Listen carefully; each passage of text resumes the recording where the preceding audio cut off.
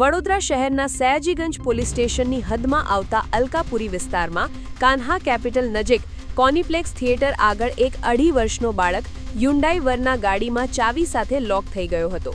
Patrolling દરમિયાન સયાજીગંજ પોલીસને આ ઘટનાની જાણ થતાં તેઓ તાત્કાલિક ઘટના સ્થળે પહોંચી ગયા હતા।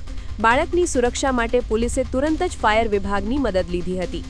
ત્યારબાદ ફાયર વિભાગના સ્ટાફ સાથે મળીને ગાડીનો કાચ તોડી આ માસૂમ બાળકને સુરક્ષિત રીતે બહાર કાઢવામાં આવ્યો હતો। સયાજીગંજ પોલીસની આ સતર્કતા અને ઉત્કૃષ્ટ કામગીરીથી 2.5 વર્ષના બાળકનો જીવ બચી ગયો હતો અને તેને હેમખેમ તેના પિતા ધ્રુવ દીપક કુમાર પંડ્યાને સોંપી દેવામાં આવ્યો હતો।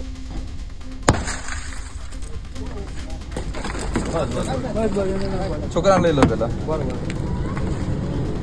ઉભા રહો છોકરાને લઈ લો આ અહીંયાથી લઈ લો ડન